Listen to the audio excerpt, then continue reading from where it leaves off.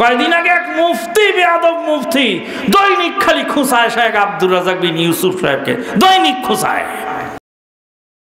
আপনার পরিচয়? জি, আপনার পরিচয় কি? আমার নাম লুৎফুর রহমান ফরাজি। লুৎফুর রহমান ফরাজির সাথে তো আমাদের কোনো কথা নেই। কেন সাহেব, আমাদের অপরাধটা কি? যে আমাদের অপরাধটা কি সেই কথাটা আপনাকে বলতে হবে, আপনি নিজেই বুঝেননি। দৈনিক বলে বাহাস করবো, বাহাস করবো, বাহাস করবো। আরে তোর বাহাসের এত বাতিক কেন? তোর বাপদাদা ধর্ম নিয়ে তুই চল, আর আমরা কোরআন সুন্নাহর ধর্ম নিয়ে চলছি, তা চলছি। এক মুফতি গিয়ে শেখ আব্দুর রাজ্জাক বিন ইউসুফ সাহেবের মাথার কাছে বসেছে কুমিল্লায়। কোথায়? কুমিল্লা শহরে ঢুলিপাড়া একটা জায়গা আছে। কুমিল্লা শহরে ঢুলিপাড়া একটা জায়গা আছে। সেই ঢুলিপাড়া মাহফিলের দিন শেখ আব্দুর রাজ্জাক বিন ইউসুফ সাহেব উনি শুয়ে আছেন, আর এক লোক গিয়ে ওই মাথার কাছে গিয়ে শেখ আব্দুর রাজ্জাকের মাথা লাড়ছে আর গাও লাড়তেছে, মানে একটু গা হাত পা একটু মানে খেদমত করার চেষ্টায় আছে। আমি কিন্তু ওই দিনে ওখানে বক্তা, কিন্তু আমি তখনও পুঁছতে পারিনি, আমি পুঁছতে আর একটু দেরি হয়েছে। তো শেখ আব্দুর রাজ্জাক সাহেব, কে তুমি? তো বলছে আমি অমক মুফতি। তুমি এখানে এসেছো কেন? তুমি এখানে এসেছো কেন? বলছে আপনার সাথে দুটো কথা বলবো, বাহাসে বসবো। তো বলছে তোমাকে তো আমি মানুষই মনে করি না, তুমি এখানে আসছো কেন? এই ছেলেমেলে, তোমরা কোথায় গেলে? ধরো এই মুফতিকে, ধরে আটক করো, সে এখানে আসলো কি করে? তো শেখ শেখ শেখ আমার ছেড়ে দেন, আমি চলে যাচ্ছি, আমি আপনার বিরুদ্ধে আর কোনোদিন কিছু বলবো না, আপনি আমারে মাফ করে দেন। তারপর শেখ চলে গেলেন। সেই কথাটাই উনি মোবাইলের ভিতরে, আপনারা যারা শুনেছেন যে নেটে যে একটা সংলাপ কথা যে ফাঁস হয়েছে, ওই কথাই উনি বলছিলেন যে অমুক মুফতি কুমিল্লায় আমার সঙ্গে ওয়াদা করলেন, কিন্তু তার ওয়াদা তিনি আবার ভঙ্গ করলেন। কোরআন সুন্নাহর বিরুদ্ধে যা মনে চায় তাই তোমরা বলে বেড়াবে, তোমার বাপ দাদার কিস্সা কাহিনী বলবে, অমুক পীর সাহেবকে পুলিশ ধরতে গেছিল, তারপরে ওয়ারেন্টের কাগজ বের করে দেয়, সাদা হয়ে গেছে। এই হলো তাদের ওয়াজ। অমুক পীর সাহেব অমুক জায়গায় যাচ্ছিলেন,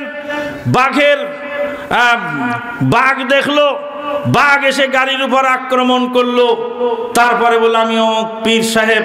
তখন বাঘ আস্তে করে মাথা নত করে মুরিদ হয়ে চলে গেল।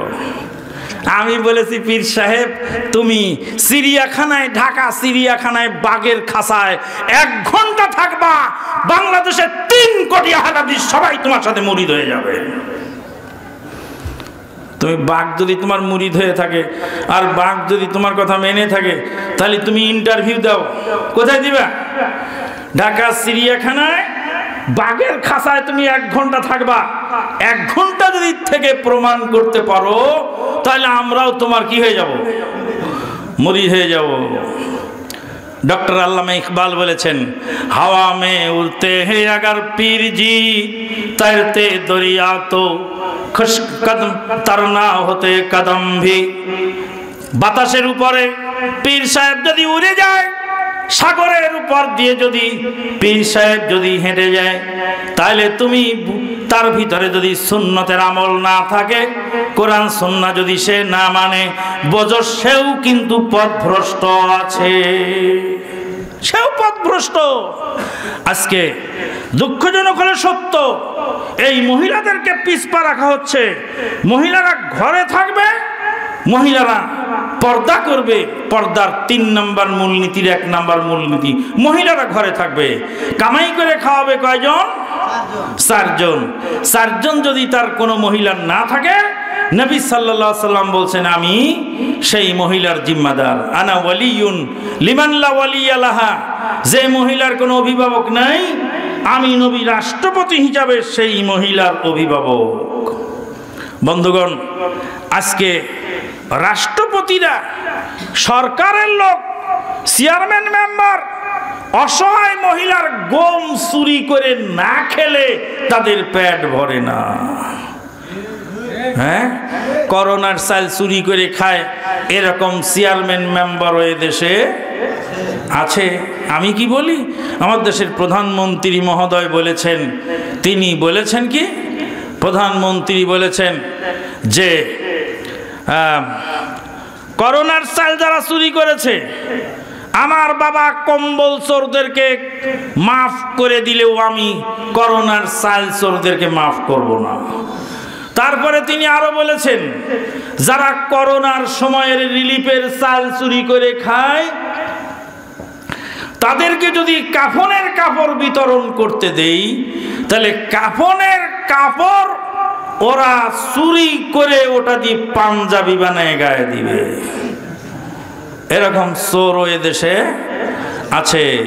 লক্ষ জনতার অর্থ চুষে খেয়েও পেট ভরে না, পেট তোমার ভরবে না। 3 মুষ্টি মাটি তোমার কবরে না পড়লে পেট ভরবে না। বন্ধুগণ, আজকে আমাদের দেশের অসহায় মানুষদের কি অবস্থা, গোটা বিশ্বে অসহায় মানুষদের কি অবস্থা, অথচ আমরা শরীয়তের নামে বেনামে অনেক কিছু করছি যেগুলি ইসলাম শরীয়ত আমাদেরকে অনুমোদন করে না। আল্লাহর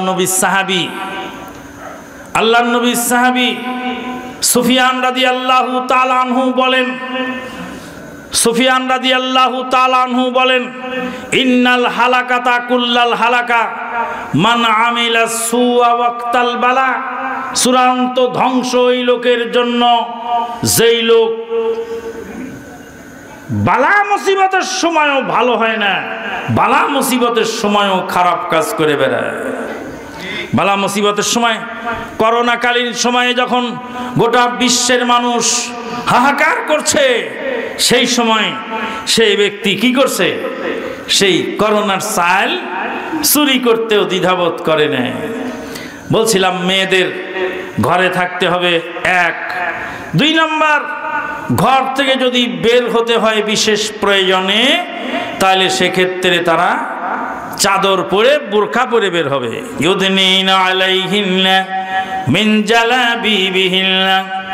আল্লাহ রাব্বুল আলামিন বলেন, ইয়া আইয়ুহান নাবিয়্যু কুল লিআজওয়াজিকা ওয়া বানাতিকা ওয়া নিসাইল মুমিনিনা ইউদনিনা আলাইহিন্না মিন জালাবিবিহিন্না যালিকা আদনা আন ইউরাফ ফালা ইউযাইন। হে নবী, আপনার স্ত্রীদেরকে, আপনার কন্যাদেরকে, মুমিনা রমণীদেরকে আপনি নির্দেশ দিয়ে দিন, তারা ঘর থেকে বের হওয়ার সময় যেন তারা বোরকা পরে বের হয়। বোরকা পরে বের হলে তাদেরকে চেনা সহজ হবে, আর তাদেরকে নির্যাতন করা হবে না। বোরকা পরে গেলে চেনা সহজ হয়। একটা মহিলা যদি বোরকা পরে থাকে, তাকে আর নাকি একটা মহিলা উলঙ্গ চললে বেশি চেনা যায়? কাকে বেশি চেনা যাবে? বোরকা পরাওয়ালাটাকে চেনা যাবে এটা কার্বন কার ভাই, কার্বন কার মা, নাকি উলঙ্গ যেটা গেল ওটা চেনা যাবে এটা কার্বন কার মা? কোনটাকে বেশি চেনা যায়? হ্যাঁ, উলঙ্গটাকে চেনা যাবে। কিন্তু আল্লাহ যে বললেন যে বোরকা পরলে তাকে চেনা যাবে, বোরকা পরলে চেনা যাবে, মানে বোরকা পরে গেলে চেনা যাবে এটা ভদ্র ফ্যামিলির মেয়ে, এটা মুমিন মুমিনা, এটা মুমিন ঘরের মেয়ে, এটা ভদ্র ঘরের মেয়ে, এটা সভ্য ঘরের মেয়ে। পোশাক দেখলে বোঝা যায় এটা শালীন ঘরের মেয়ে, এরা ভদ্র ঘরের মেয়ে, এরা সভ্য ঘরের মেয়ে, এরা নবী পরিবারের লোক, এরা নবী পরিবারের লোক।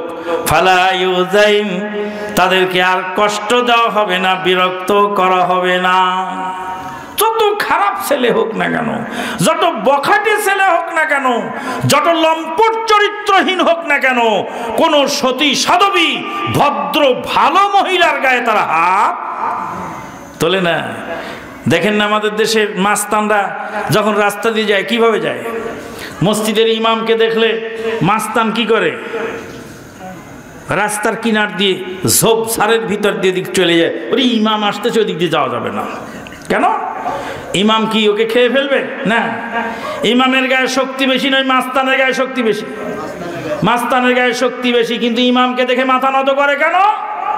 এটা হলো ইমানি চেতনা। এটা হলো ইমানি জজবা। ইমান এমন একটা পাওয়ারফুল জিনিস যে ইবলিস শয়তানও ইমানকে মূল্যায়ন করে। আল্লাহ নবী সাল্লাল্লাহু আলাইহি সাল্লাম ফারুক আজমকে বলেন, ওমর তোমাকে দেখলে ইবলিস শয়তান ওই রাস্তা দিয়ে যায় না। সহিহ মুসলিমে হাদিস এসেছে যে হে ওমর শোনো, তুমি যেই রাস্তা যে যাও ইবলিস শয়তান রাস্তা বদল করে আরেক রাস্তায় ঘুরে যায়। এটা হলো ইমানি তৎপরতা, ইমানি জজবা। ইমানের কারণে আজকে এরকম হয়। বলছিলাম মহিলারা রাস্তায় বের হতে পারবে, কোন কোন ক্ষেত্রে মহিলারা কাজ করতে পারবে?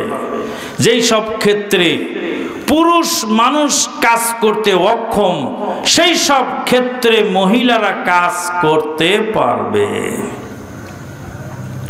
যেসব ক্ষেত্রে পুরুষ মানুষ কাজ করতে অক্ষম, কি কাজ করতে অক্ষম?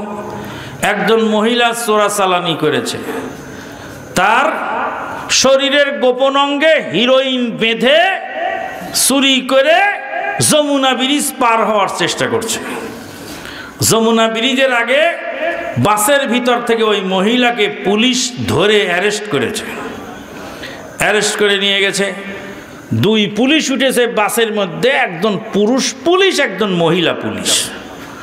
তো মহিলা পুলিশ বাসের মধ্যে উঠছে, তা আমি দেখে আমার খুব বিরক্তি এবং বিরক্তির ছাপ আমার চেহারার মধ্যে ফুটে উঠেছে।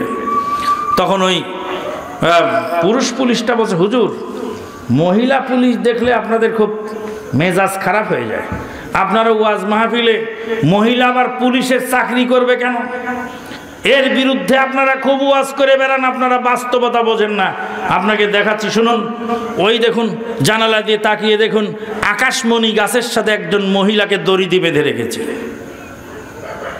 আকাশমণি গাছ, যমুনা ব্রিজের আগে আকাশমণি গাছের সঙ্গে একজন মহিলাকে দড়ি দিয়ে বেঁধে রাখছে। কে বেঁধেছে? পুলিশ। কেন বেঁধেছেন আপনি? তো বলছে আপনি জিজ্ঞেস করেন কেন বেঁধেছেন। ওই মহিলা তার শরীরের গোপন অঙ্গে হিরোইন পাচার করে নিয়ে যাচ্ছিল। মহিলা হিরোইন পাচার যদি করে, তাহলে সেই মহিলার দেহ তল্লাশি কি পুরুষ পুলিশ করতে পারবে?